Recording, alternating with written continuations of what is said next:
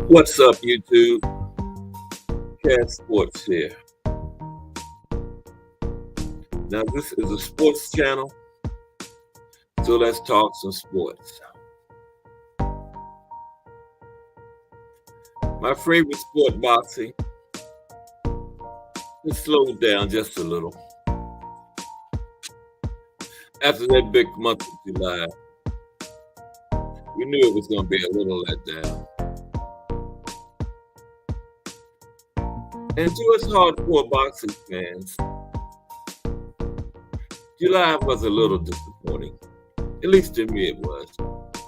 Because those two big fights we had talked about for months, they both were one-sided beatdowns. Now, if one of them had been a one-sided beatdown, that would have been shocking. But for both of them to end up like they did was really unbelievable.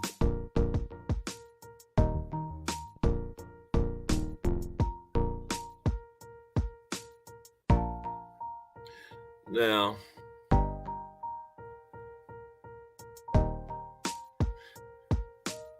as far as the Crawford and Spence rematch, I don't think it's needed. But from a monetary point of view,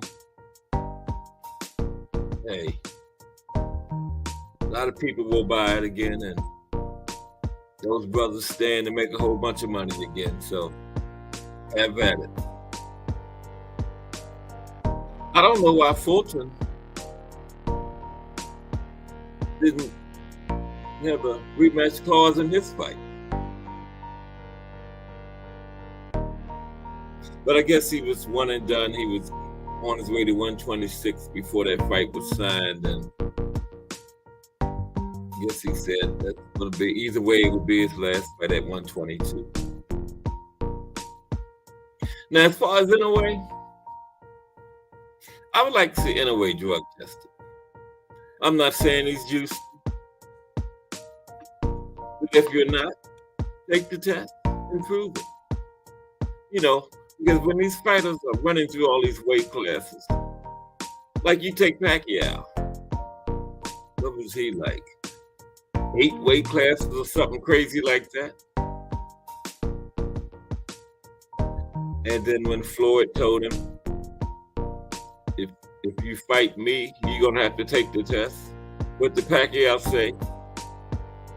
He's afraid of needles. Tattoos all over his body. So yeah, he was juicing.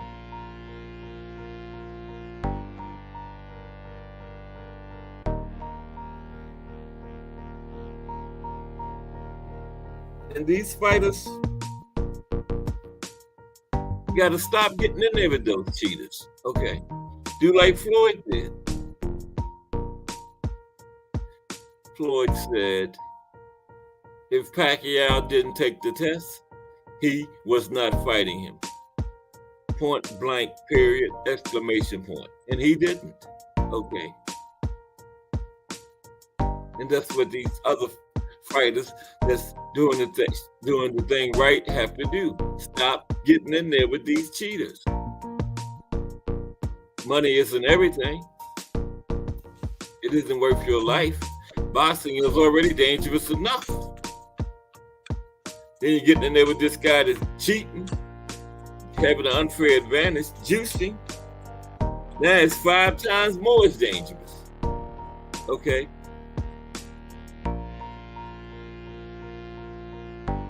So anyway, he's coming all the way from what, 108? I would like to see him come out of Japan, come to the United States and fight in a state where stacking is illegal, and then fight under the Nevada drug testing, and then continue to do what he's been doing, then I'm a believer, okay? But until then, I'm skeptical. And if he's not juicy, to make skeptical people like me believers, take the test and prove it. What's so hard about that? Look at Canelo. Where was he at? Welterweight, and he's been all the way up to 175. A proven cheater. Okay. But oh no, that's right. Canelo didn't take PEDs. The cow took them. He just ate the meat. That's right. I forgot. I'm sorry. And Oscar Valdez didn't take PEDs neither.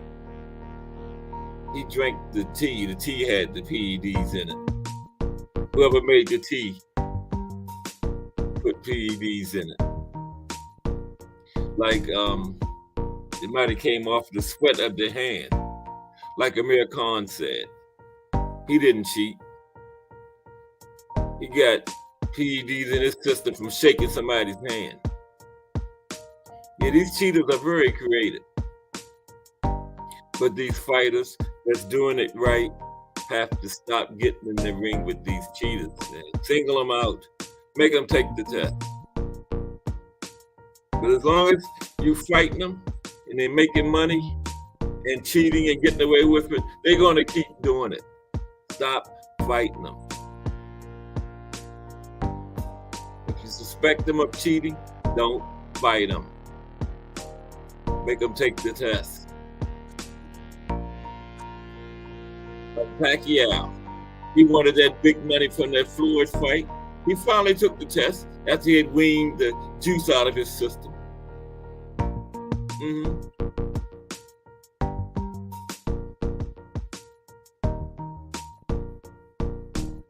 8 weight classes. Come on, man.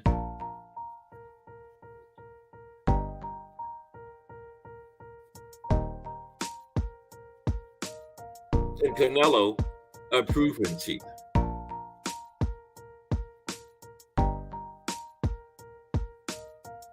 And boxing is ridiculous. The WBO has already said they're stripping Jamel because he's going up to fight Canelo. But what about Canelo? How about stripping him because he's fighting somebody from 2 weight classes below him? He's been up to 175. And you got David Benavidez, David Morrell, Demetrius Andrade, even Caleb Flanagan. Those are the top guys in the division. Canelo refuses to fight any of them.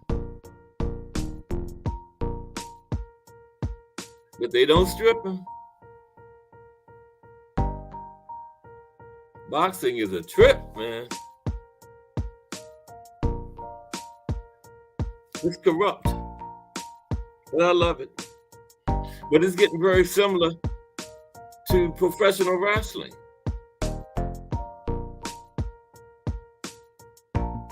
Where most fights, you know who's going to win. They're fixed. Look at George Kambosos and Maxie Hughes a couple weeks ago. Maxie Hughes practically washed him. Okay? But Kambosos got his hand raised at the end because they got plans for Kambosos. They didn't have any plans for Maxie Hughes. Okay?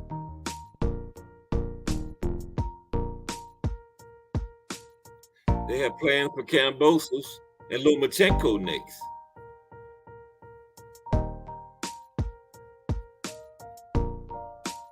They didn't make no money with Maxie Hughes being the winner. So they cheated and gave it to Kambosos. Okay.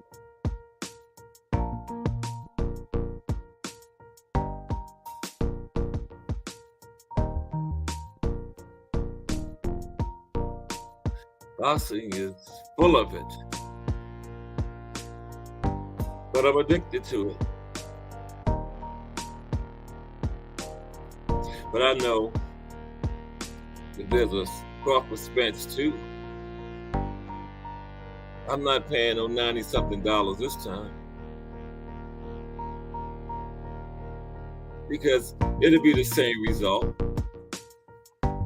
Crawford will probably get him out of there a little. No problem to it. Crawford will get him out of there a little quicker this time. Okay, because at least going into the last fight, Crawford had respect for what Spence had done in the ring. Okay. But going into this next fight, Crawford knows he's levels above Spence. And he's going to go in there and take him apart from the beginning. But like he practically did last time. But this time with no hesitation, no worries. He'll get him out of there quicker. And you got all these people saying Spence was weight drained, Spence was this, Spence was that. When Earl Spence made no excuses. He took his loss. He said the better man won on the night. But he had all these apologists making up excuses for him.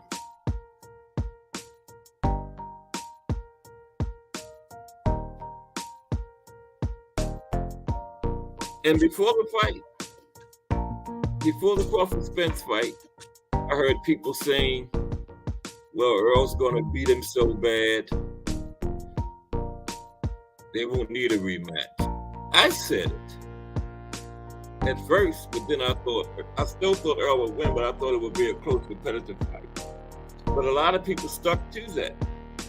And Earl would win in dominating fashion. We wouldn't need a rematch. Okay? But now the same people, since Bud won in dominating fashion, all of a sudden they need a rematch. That's what you call fanboying. Okay.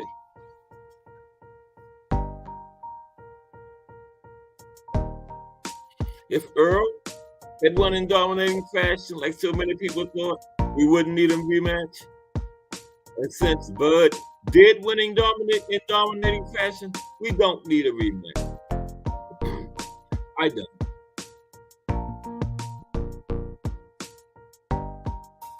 Because these people have to be careful what they ask for. Because it's going to be even worse this time. Okay? Because you know Bud gets you in trouble. He's like a shark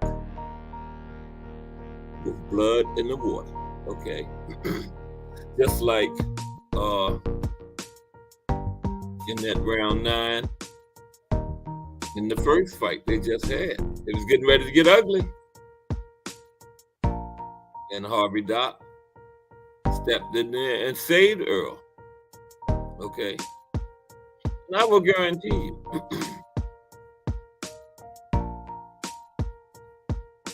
sure, Earl is going to ask for his rematch because he's a fighter. Okay? But he knows Bud is levels above him because he was the one in there taking the beating. He was the one that got thwarted everything he tried to do. Okay? He was the one whose game plan didn't work. Okay? And the fight really came down to not who game plan worked the best.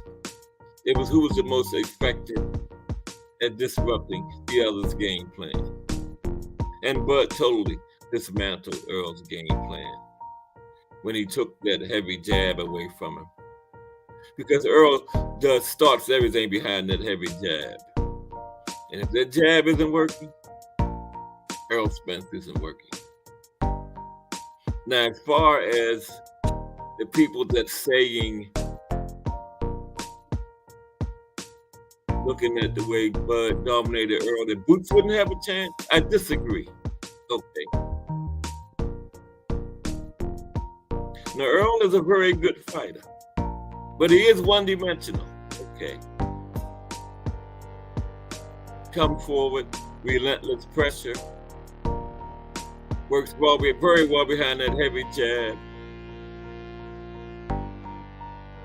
Gets you on your back foot. It's hard for you to get momentum back. Earl is a very good one-dimensional fighter.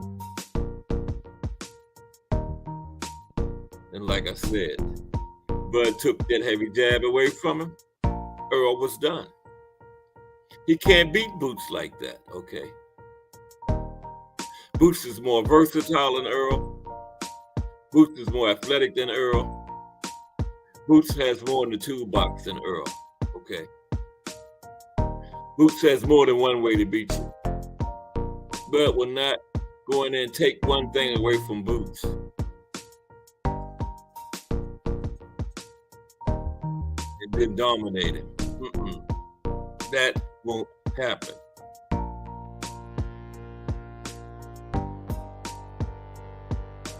I give Boots a very good chance against Bud. But you know what? It won't happen. Because Boots is super high risk, super low reward. Okay? Bud goes in there and loses the Boots. He loses his belts. He loses his standing. He loses everything. Okay? But if he goes in there and wins against Boots, he gains nothing. People will say, I told you Boots wasn't ready. I knew after watching what Bud did to Earl, Boots didn't have a chance. That's what they will say. Bud will gain nothing.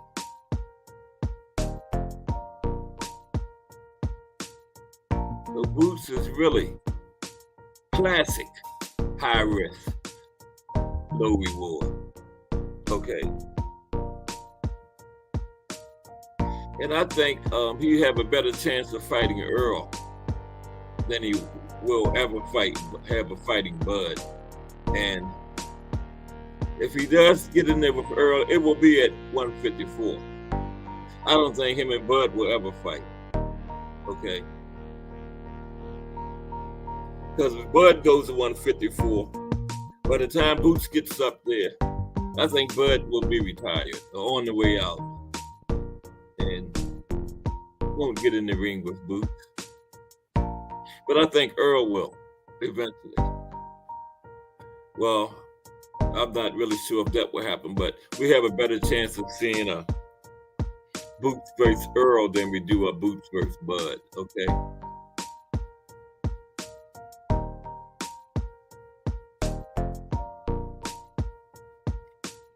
Now, right now, the fight that makes the most sense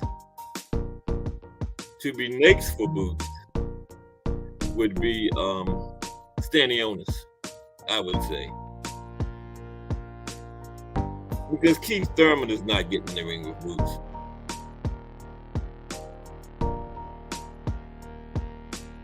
Keith Thurman already wasn't fighting Boots, but after seeing the Vila beatdown, no way Keith Thurman gets in there with Boots. No way.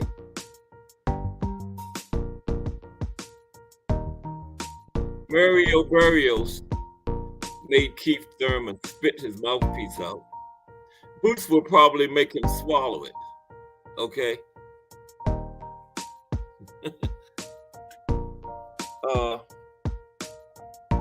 Now, Ugas would get in there with Boots. And that would be a good name on Boots' resume. Ugas. Okay? And I think Boots would break Ugas down in the same manner that Earl did and stop him late. 8 to 10, somewhere around in that range.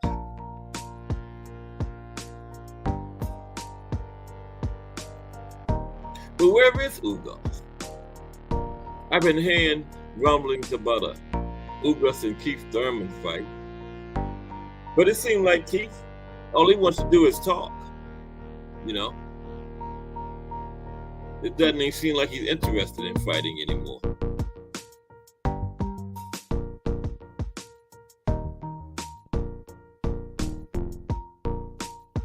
But Boots and Stanionis makes the most sense.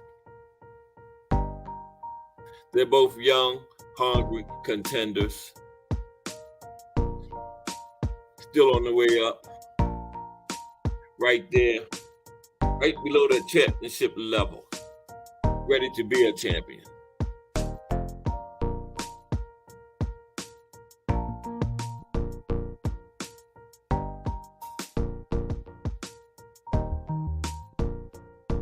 But then again, they both had the opportunity to, because Stanionis is still, I think, next in line for the WBA, I believe, and I know Boots is IBF, so why would Stanionis fight Boots and lose that standing? And the belts are getting ready to be dropped, I guess. And Stanionis can just, he'd be first in line to fight for that WBA. But I think Stanionis wants smoke because he was getting ready to get in there with Virgil. And he'll get in there with Boots.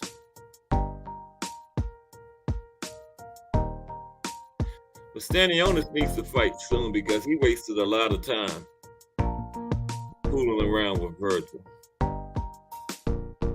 But I have to say one fight got canceled between those two was one of them was Stanionis' fault because he had his appendix out, so he had put it all on Virgil.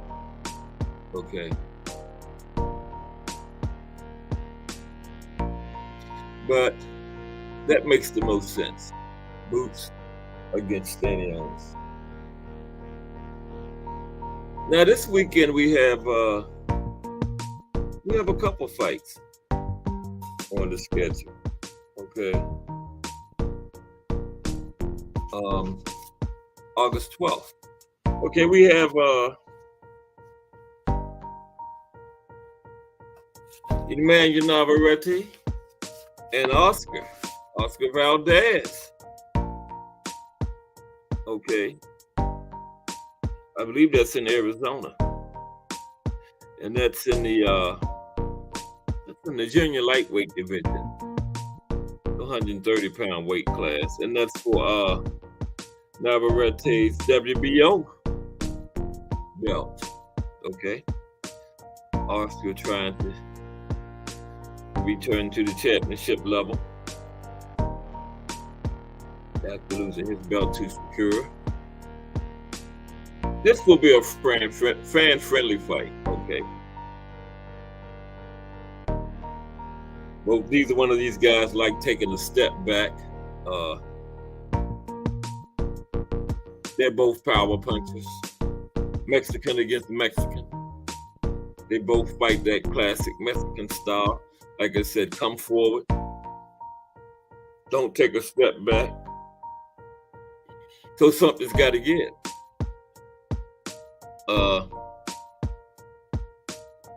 Neither of these two fighters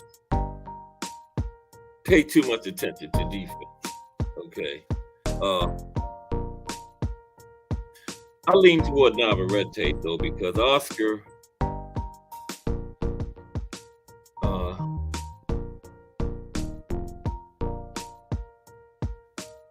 swings for the fences a little too much and leaves himself open a little too much.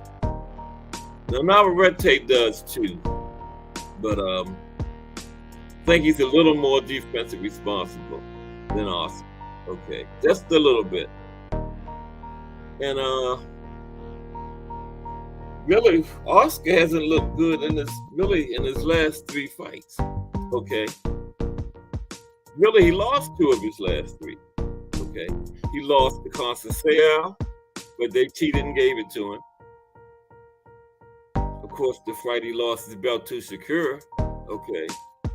And then his last fight against Adam Lopez, he won it, but he didn't look all that good. Adam Lopez just didn't have any power to keep Oscar honest. Okay. And Oscar just walked it down. You know. So Oscar has not looked that good in the last few fights. So I got Navarrete by stoppage. Either way, this fight is not going the distance. And that's Saturday. And then also on Saturday, we have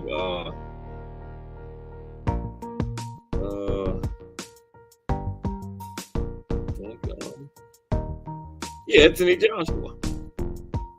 Anthony Joshua and Dillian White rematch.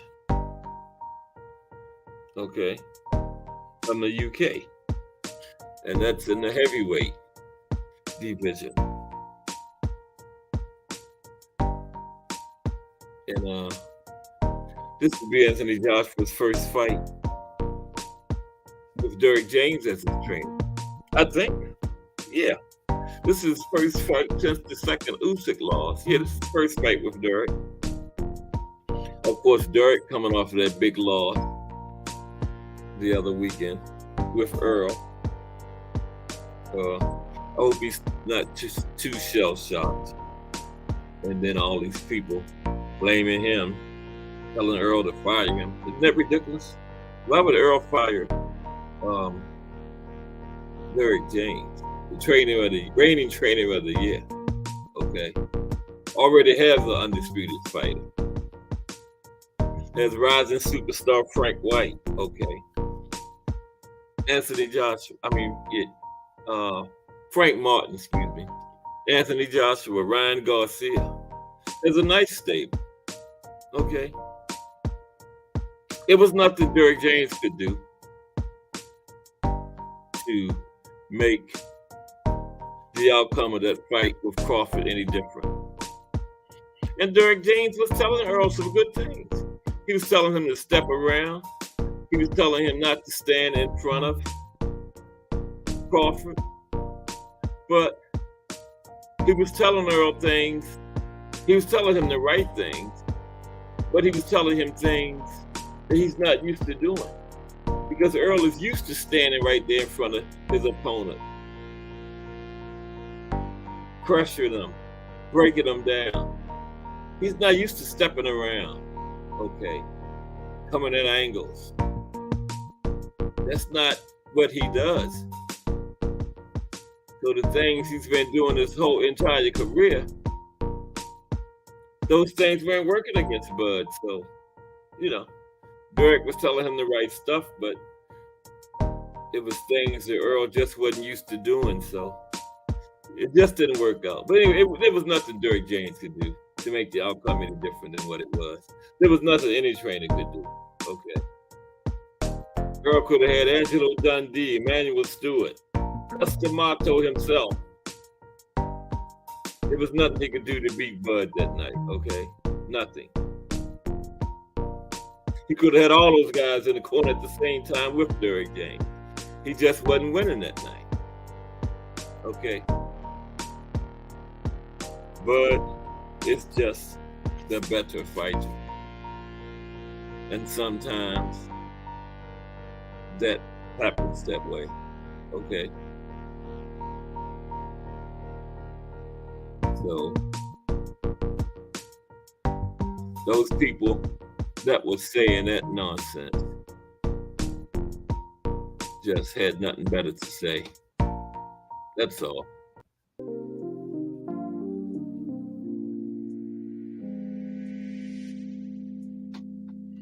Okay, so what else we got coming up next month? Then on the 19th, the following week, we have, on the 18th, We have a Friday night fight out of the UK. Who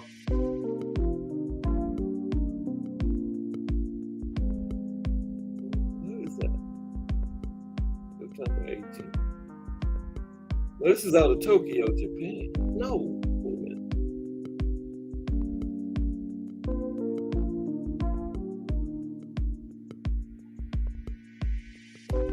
Yeah, 18th out of Tokyo. We have Kenshiro Taraji versus Hecky Butler. Okay. And that's light flyweight fight. Light flyweight is, oh man, I believe that's 108. Yeah. Flyweight is 112. Super flyweight would be 115, which is junior bantam. Yeah, 108. So that's the Friday night fight.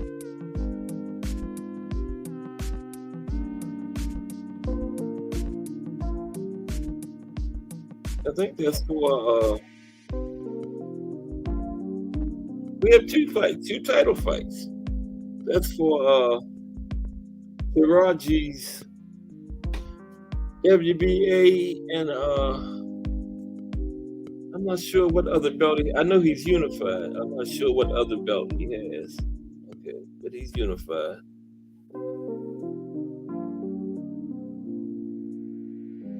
And also on that card is another title fight. Gtoes Nakatani going up against RG Cortez. And that's for Nakatani's super flyweight WBO strap. And super flyweight is 115 because that's the same as junior bantamweight. Okay.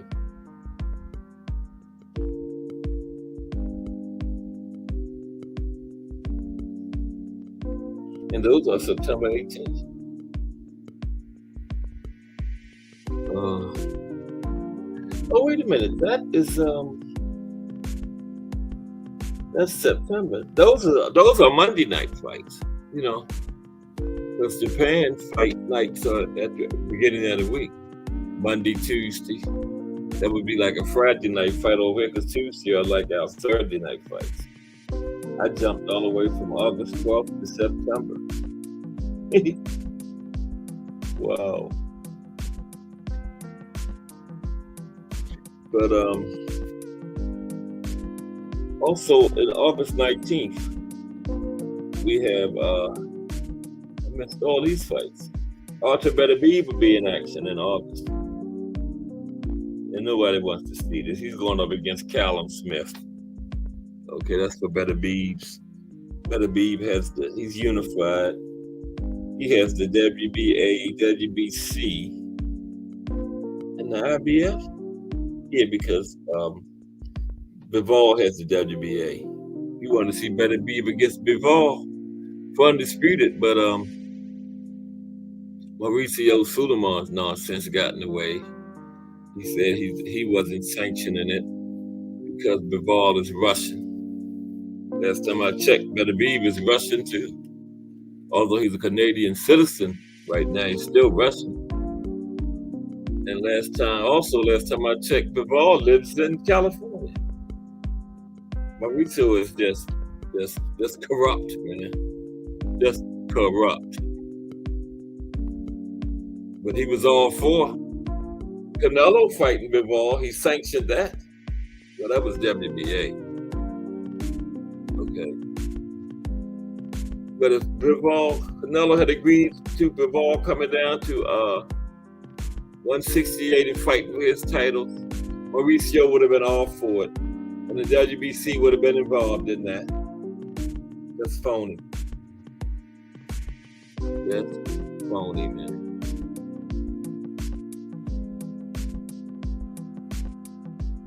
Then August 26th, Alexander Usyk fighting Daniel Du Bois in Poland. Usyk's unified WBO, IBF, WBA, I believe. The other Usyk wanted to go for undisputed in the heavyweight division, but the heavyweight that holds the WBC, instead of him wanting to be undisputed, he wants to fight MMA fighters, do exhibitions. You know, I'm not even going to mention the clown's name, Tyson Fury. Then you get all these people talking about how great he is. Instead of fighting Usyk for undisputed, he wants to do exhibitions with an MMA fighter. You want to do exhibitions? Exhibitions, retire. Like Floyd is, okay? And all these same clowns that knock Floyd for doing exhibitions as a retired fighter, they won't say shit about Fury doing it as an active fighter. Because they're race fans and they're phony.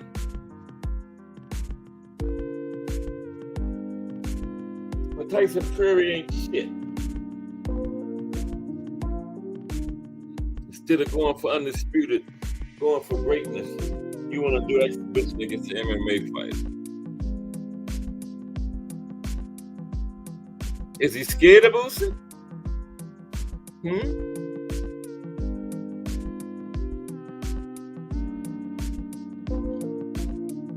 See, so what Usyk did to his countryman, Anthony Joshua, and Fury is afraid to get in there with him.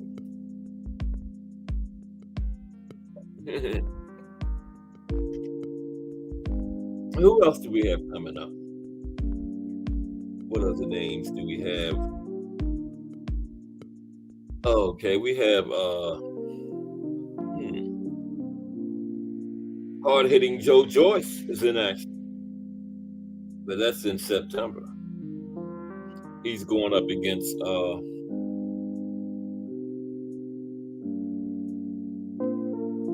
Zhilei Zhang, and that's for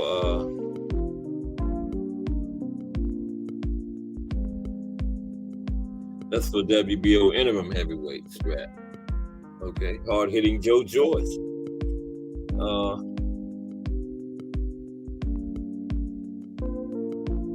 Anthony Yard is on that card. His opponent is to be announced, and I believe that's Anthony Yard's first action. That's his loss. It better be. Oh yeah, September 2nd.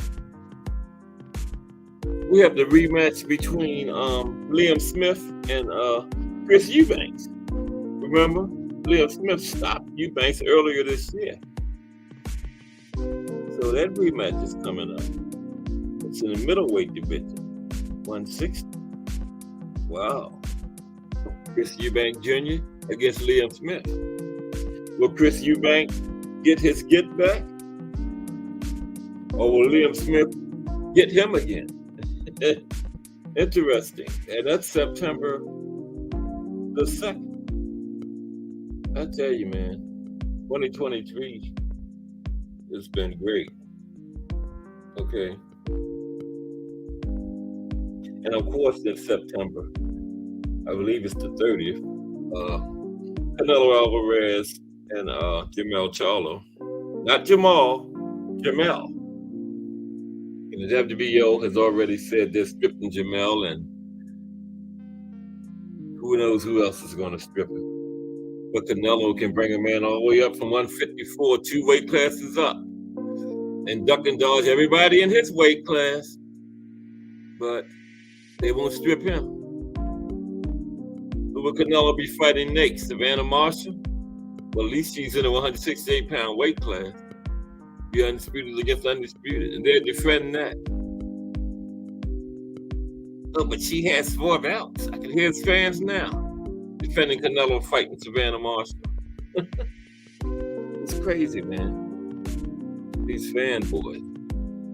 Canelo and his fanboys are bad for the sport. And I heard from somebody that Gabriel Matias and Sergey Lipinets is on that card, fighting for Matias's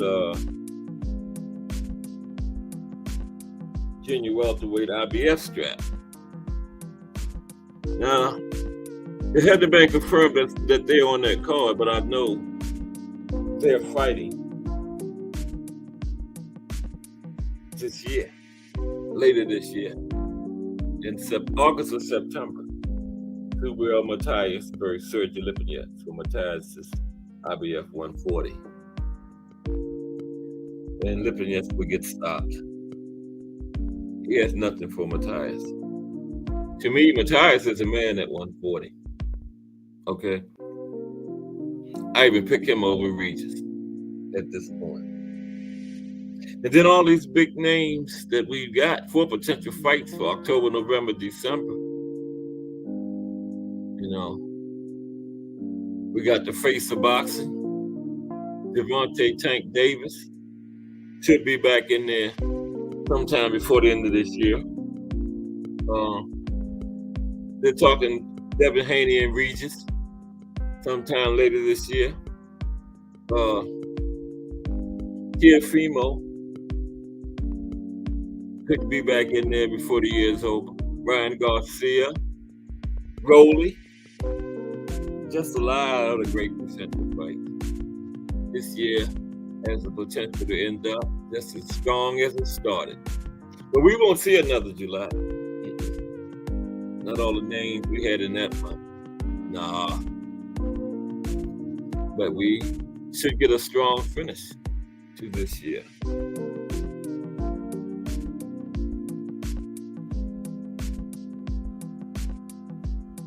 Oh yeah, and they're talking about potential Crawford Spence too in December. I think that's too soon for Earl, though. I really do, because the way his face turned red, man, that's not natural. Okay, I've been watching boxing since the 70s.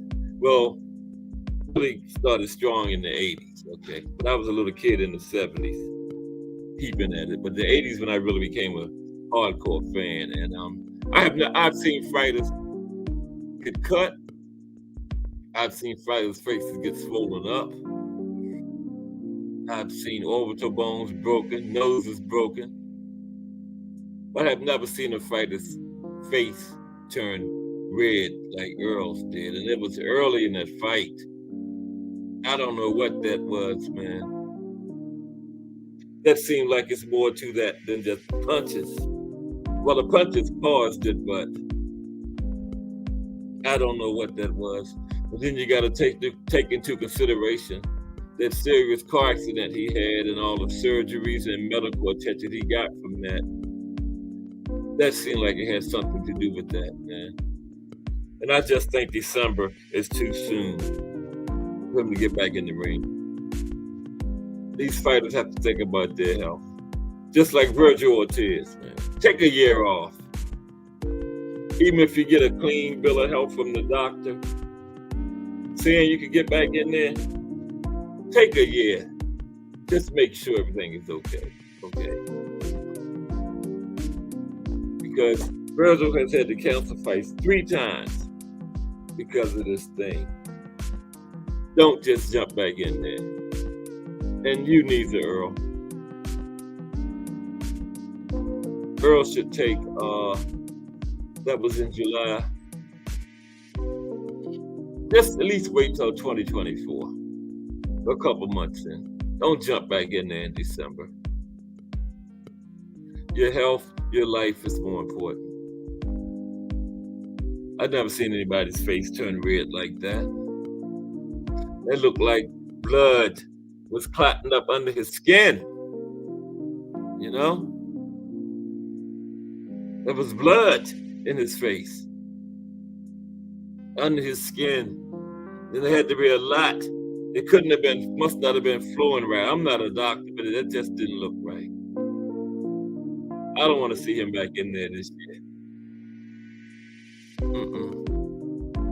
Not at all. No.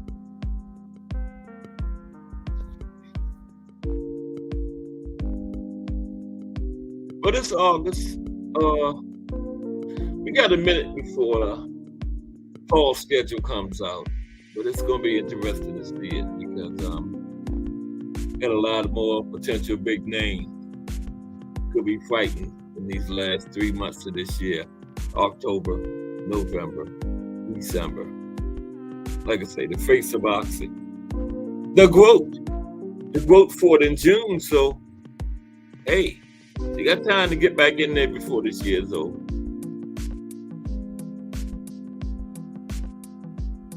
They talking Shadeja and Savannah Marshall.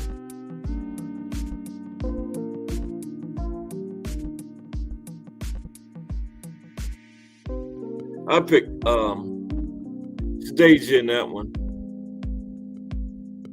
I don't even think it'll be that difficult for her.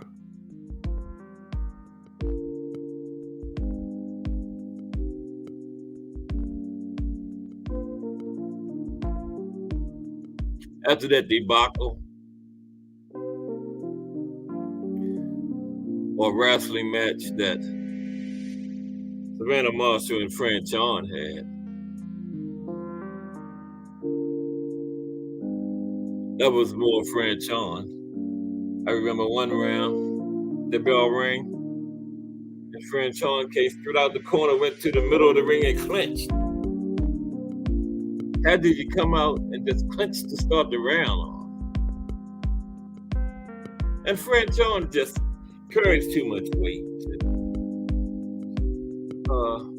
She's not going to be the Savannah Marshall or the Deja Green or Growth or anybody on that level. She's just too big. You know, she's just forward and backward, no side to side. Too much weight to carry. And she can be nothing but a straightforward try to overwhelm, pressure your opponent. Somebody that can move good with a good jab, accurate punches, ring generalship, will box circles around Fran Chon. Like Shadeja Green. And Savannah Marshall didn't do all that much herself. She was just winning rounds on the strength of Fran Chon doing nothing but wrestling. Now Fran Chon fought those first 2.5 rounds. Beautiful, man. She got in there and got with a post up on Savannah and was right in that range where her punches wasn't smothered. She was right in that range where she was hitting Savannah. And Savannah couldn't get her on the end of her punch. But then all of a sudden, like halfway through the third round, Fran Chon turned into an NFL linebacker. He was trying to make the tackle. I don't know what she was doing. It was like that sport rugby. You know, where they push, they pull, they tackle, they grab. They do everything. That's what Fran Chon was doing. A little bit of everything. And a whole lot of nothing. I gave her 3 rounds. Gave Savannah Marshall 7-3. And anybody who only gave Fran Chon 2 rounds, I am not mad at him. And that judge that had it 5-5. I don't know what fight they were watching. Because where he found 5 rounds to give Fran Chon that night.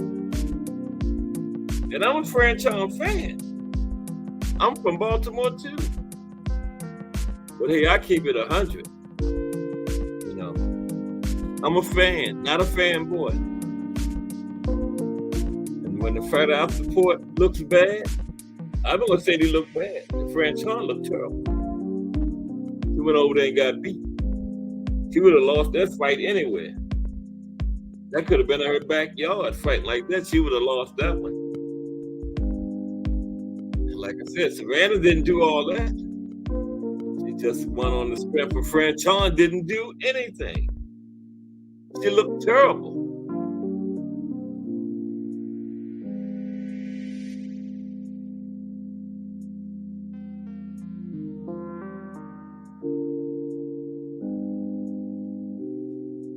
But Boxing is still in good shape. We got a couple good fights coming up this weekend. Anthony Joshua and Dillian White. That's the rematch. Right? Yeah. Anthony Joshua won the first time. And we got Emmanuel Navarrete and Oscar Valdez, which will probably be the better fight of the two, but I don't know. They both should be good fights. So I'm going to enjoy both of them. Give me something to talk about next week.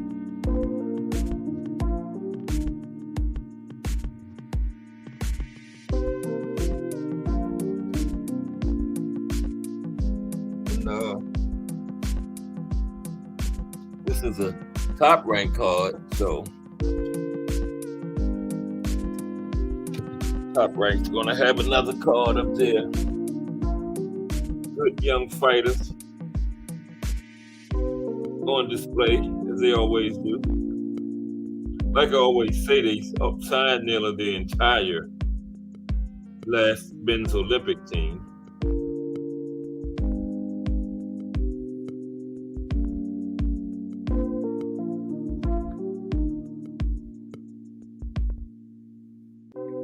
So it should be a good card.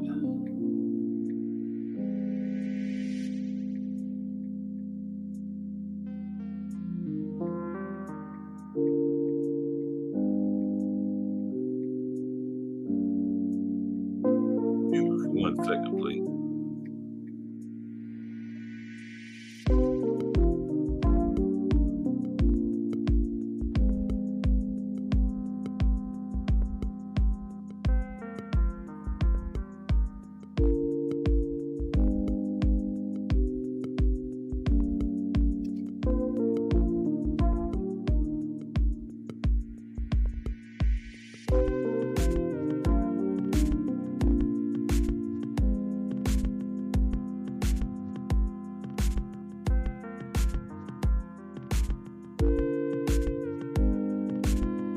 Richard Torres is on the card. He's got a heavyweight fight against Willie Jake Jr. That's supposed to start the evening off.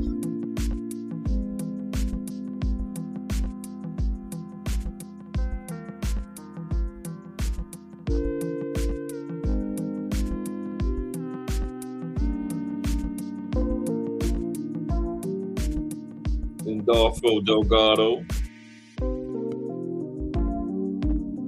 The 2016 on Mexico's 2016 Olympic team. He's 17-0-13 KOs. Going against Jay Valterra in a 10-rounder.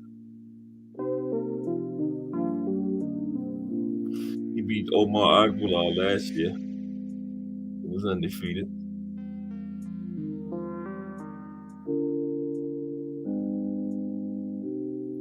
Emiliano Fernando Vargas is on the card. All right. He's 5-0-4 KOs. His opponent is to be announced.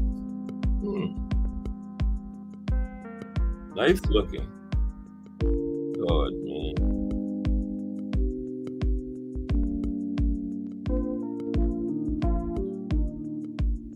And I don't know how many rounds that fight is.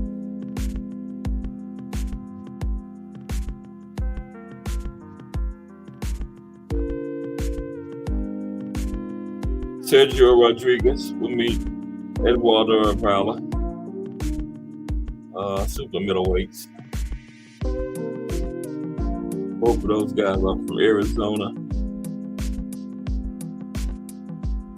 Javier Martinez, a Robert Garcia fighter. He's fighting Isaiah Wise. That's 8-round middleweight belt.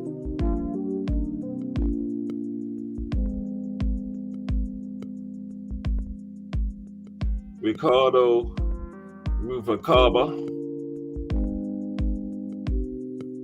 Junior welterweight prospect. 9-0. 1 draw. All of his fights have been KO except for one. This is his 4th fight this year, but you know how the prospects do.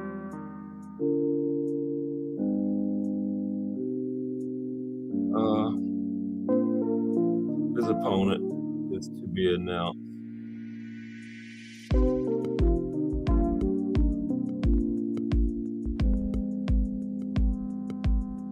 Antonio Morales, heavyweight, 7-0, 6 knockouts. He's fighting Devon Calloway, 7-2. All 7 of his wins have come by knockout. So not a bad card at all. And that's this Saturday. That was the Valdez Navarrete undercard.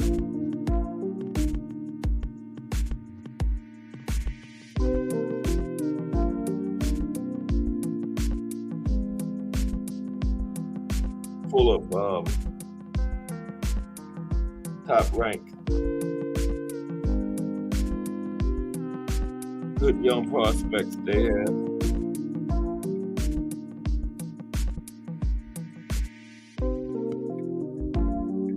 Top rank had the best prospects in the business. You know, they have that name and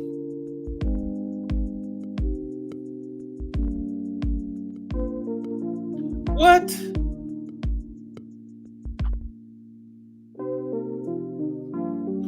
Anthony Joshua and Dillian White has been canceled? I did not know that. I am so sorry. Wow. What about the rest of the card?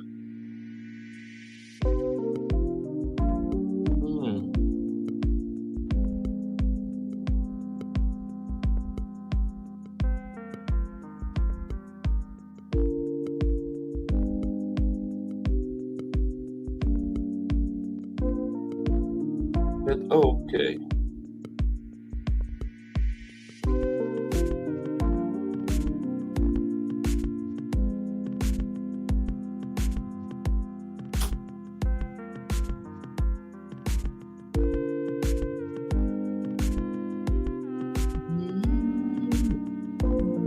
I don't know what's going on with that.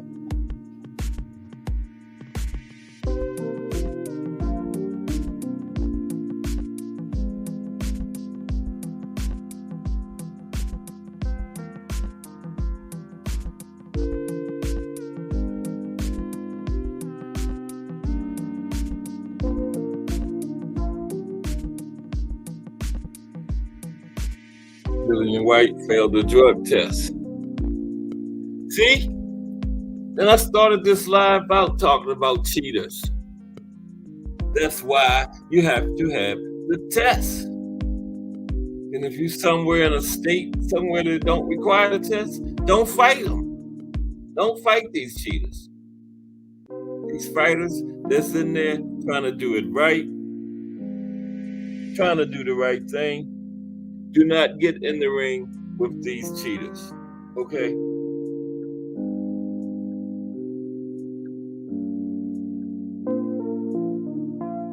Anthony Joshua out there with Derrick James now. I'm glad they caught that. Dillian White trying to cheat.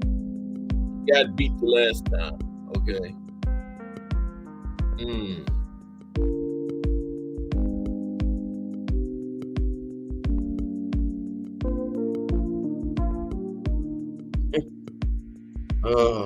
So that fight is off.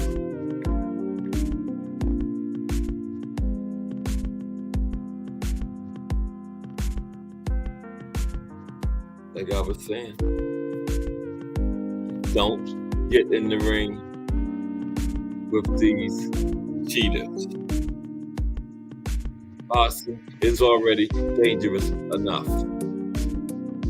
Before getting there with these guys, popped up on these steroids, these performance-enhancing drugs, making an already dangerous sport where you're putting your life on the line 5 to 10 times more dangerous.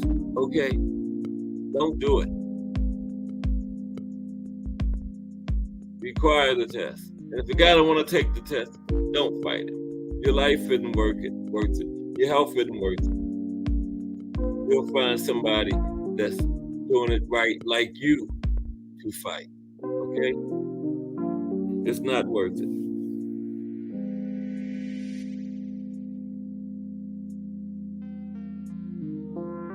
There are inner ways. Guys like that who won't take the test. If you're not juicing, take the test. You know? Then no one will say you're juicing. But you're going through these weight classes.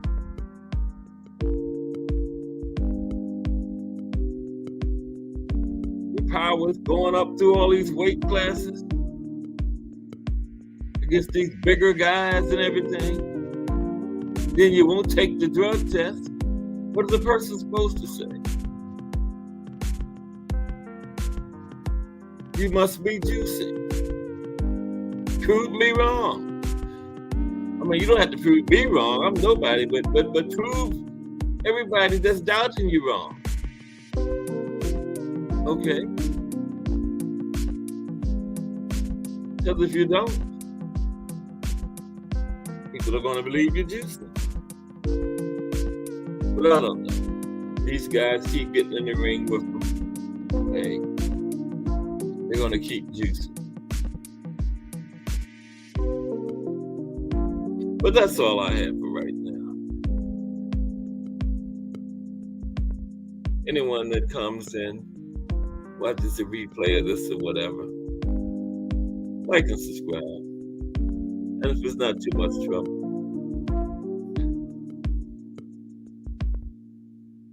subscribe to my little channel. And hey, thanks for watching.